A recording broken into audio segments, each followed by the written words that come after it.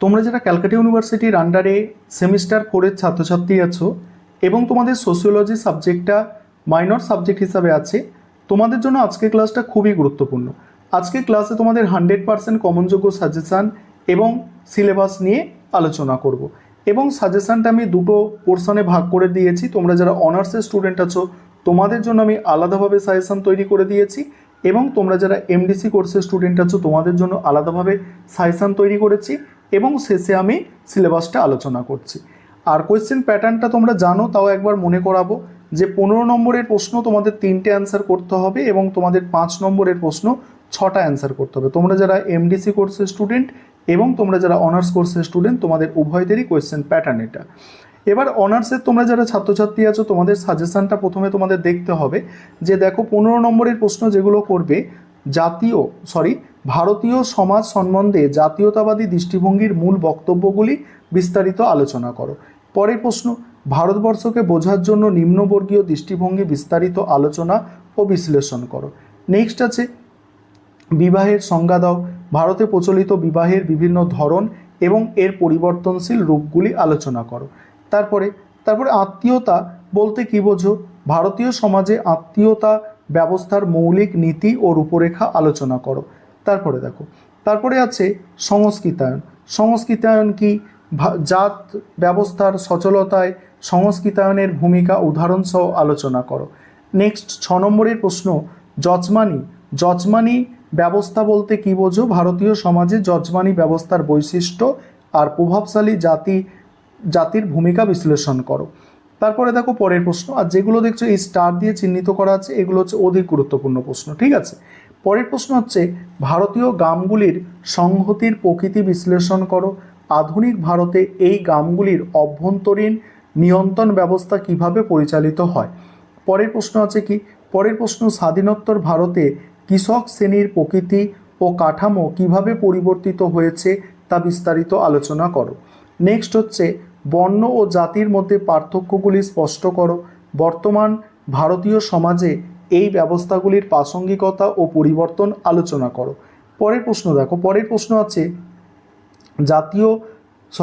ভারতীয় সমাজতত্ত্ব চর্চায় ঔপনিবেশিক ভাষ্যের মূল্যায়ন করো এবং এর সীমাবদ্ধতাগুলি লেখো। পরের প্রশ্ন ভারতীয় পরিবারের পরিবর্তনশীল রূপটি ব্যাখ্যা করো আর এই পরিবর্তনের পশ্চাতে থাকা কারণগুলি বিশ্লেষণ করো। তারপরে কি আছে, সামাজিক স্তরবিন্যাস হিসাবে জাতি ও শ্রেণীর মধ্যে সম্পর্ক ও পার্থক্য আলোচনা করো। নেক্সট আদিবাসী উন্নয়নের সমস্যাগুলি স্বাধীনতার পূর্ব এবং পরবর্তী ভারতে কিভাবে ভিন্ন ছিল বিস্তারিত আলোচনা করো। এবং দু একটা এক্সট্রা প্রশ্ন দেওয়া আছে, যেগুলো স্টার দেওয়া আছে এগুলো বিশেষ গুরুত্বপূর্ণ এবং কয়েকটা স্টার বাদে প্রশ্ন পাবে তোমরা, ওগুলোও করবে, কারণ সাজেশানে খুব বেশি প্রশ্ন রাখাই হয়নি, মোস্ট ইম্পর্টেন্টগুলোই রাখা হয়েছে। এবারে 5 নম্বরের প্রশ্নের সাজেশান নিয়ে আলোচনা করব অনার্সের ছাত্রছাত্রীদের জন্য, অর্থাৎ তোমরা যারা অনার্স এবং মাইনর সোশিওলজি আছে তোমাদের জন্য। তবে তার আগে একটা বিষয় বলবো যে তোমাদের জন্য কিন্তু স্টাডি মেটেরিয়াল অর্থাৎ পিডিএফ নোটস আমাদের রেডি করা হয়েছে। তোমরা যদি কেউ স্টাডি মেটেরিয়াল কিনতে চাও তাহলে স্ক্রিনে দেওয়া নম্বরে যোগাযোগ করে স্টাডি মেটেরিয়াল কিনতে পারো, সেক্ষেত্রে এই প্রশ্নের অ্যান্সারগুলো পাবে।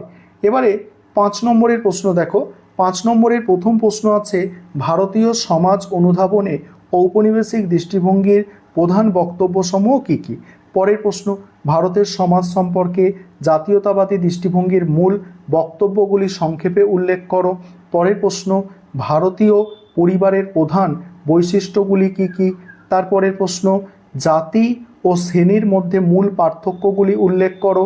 তারপরে প্রভাবশালী জাতি বলতে কী বোঝো। নেক্সট আছে সংস্কৃতায়নের ধারণাটির একটি সুস্পষ্ট সংজ্ঞা ও উদাহরণ দাও। নেক্সট আধুনিক ভারতে জাত ব্যবস্থার সচলতার প্রধান কারণগুলি সংক্ষেপে আলোচনা করো। নেক্সট হচ্ছে ভারতে গ্রামীণ ঐক্যের ওপর একটি টিকা লেখো। তারপরে প্রশ্ন যজমানি ব্যবস্থা ইতিবাচক ও নেতিবাচক দিকগুলি সংক্ষেপে লেখো। স্বাধীনতার পূর্ব ভারতে কৃষক শ্রেণীর প্রধান সমস্যা, তারপরে জনজাতি বা আদিবাসী সমাজের প্রধান বৈশিষ্ট্য, ভারতীয় সমাজে বিবাহের পরিবর্তনশীল রূপের দুটি কারণ লেখো। নেক্সট আত্মীয়তার স্তর সম্বন্ধে একটি টিকা লেখো। সামাজিক স্তরবিন্যাস হিসাবে জাতি ব্যবস্থার দুটি সমালোচনা উল্লেখ করো।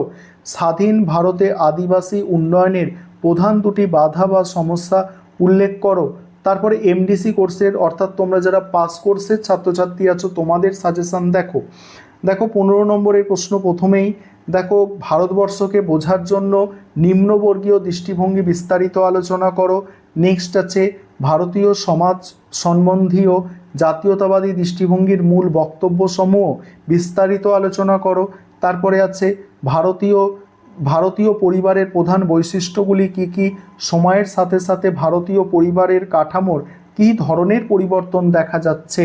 তারপরে কি বিবাহ কি, ভারতে প্রচলিত বিভিন্ন প্রকার বিবাহের ধরন এবং পরিবর্তনশীল রূপ আলোচনা করো।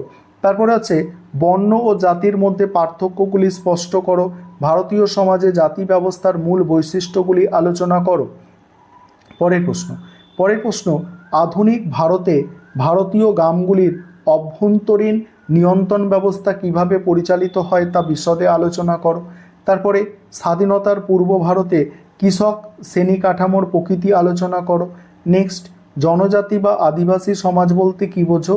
স্বাধীনতা পূর্ব ভারতে আদিবাসী উন্নয়নের সমস্যাগুলি আলোচনা করো। ভারতের যজমানি ব্যবস্থার ওপর একটি টিকা। আর তোমার কি মনে হয় এটি একটি শোষণমূলক ব্যবস্থা ছিল? প্রভাবশালী জাতি বলতে কী বোঝো। ভারতীয় সমাজে এর গুরুত্ব ও ভূমিকা আলোচনা করো। তারপরে আছে কি ভারতীয় সমাজে গ্রাম সংহতির প্রকৃতি বিশ্লেষণ করো। তারপরে আত্মীয়তা বলতে কী বোঝো। ভারতীয় সমাজে আত্মীয়তার নীতি ও রূপরেখা বিস্তারিত আলোচনা করো এবং বাকিগুলো তোমরা দেখো। তারপরেই 5 নম্বরের প্রশ্ন। 5 নম্বরের প্রথম প্রশ্ন, ভারতবর্ষকে বোঝার ক্ষেত্রে ঔপনিবেশিক দৃষ্টিভঙ্গির ওপর একটি সংক্ষিপ্ত টিকা লেখো। তারপরে সংস্কৃতায়ন বলতে কী বোঝো, উদাহরণসহ ধারণাটি ব্যাখ্যা করো। নেক্সট আছে দেখো, নেক্সট প্রশ্ন আছে উত্তর ভারত এবং দক্ষিণ ভারতীয় আত্মীয়তার ব্যবস্থার প্রধান পার্থক্যগুলি লেখো। নেক্সট স্বাধীনতা উত্তর ভারতে উপজাতি বা আদিবাসী গোষ্ঠীর মূল সমস্যাগুলি সংক্ষেপে লেখো। নেক্সট স্বাধীনতা উত্তর ভারতে কৃষিভিত্তিক শ্রেণীর প্রকৃতির ওপর একটি টিকা লেখো। নেক্সট নিম্নবর্গীয় বা সাবলটান দৃষ্টিভঙ্গির মুখ্য বক্তব্যগুলি সংক্ষেপে উল্লেখ করো। নেক্সট জাতি ও শ্রেণীর মধ্যে পার্থক্য। আদিবাসী সমাজের প্রধান বৈশিষ্ট্যগুলি সংক্ষেপে আলোচনা করো। ভারতীয় সমাজে বিবাহের পরিবর্তনশীল রূপরেখার ওপর একটি টিকা লেখো। স্বাধীনতার পূর্ব ভারতে জমিদার শ্রেণী সম্বন্ধে একটি টিকা লেখো এবং তারপরে কিছু প্রশ্ন দেওয়া আছে দেখো, এক্সট্রা প্রশ্ন এগুলো দেওয়া আছে করবে, আর এক্সট্রাও তোমাদের করতে হবে। তারপর সিলেবাস দেখে নাও, আমি স্ক্রল করে যাচ্ছি, তোমাদের সিলেবাসটা তোমরা দেখে নাও, সম্পূর্ণ দেখে নাও। দুটো ভাষায় সিলেবাসটা তোমাদের লিখে দেওয়া হয়েছে যাতে কোনো সমস্যা না হয়। দেখো তোমাদের সিলেবাস দেখো, আর এই সিলেবাসের ওপর যে সাজেশান দেওয়া হয়েছে তোমরা ফলো করো। আশা করি ওখান থেকেই তোমরা প্রতিবারের মতো এবারেও সব কমন পাবে।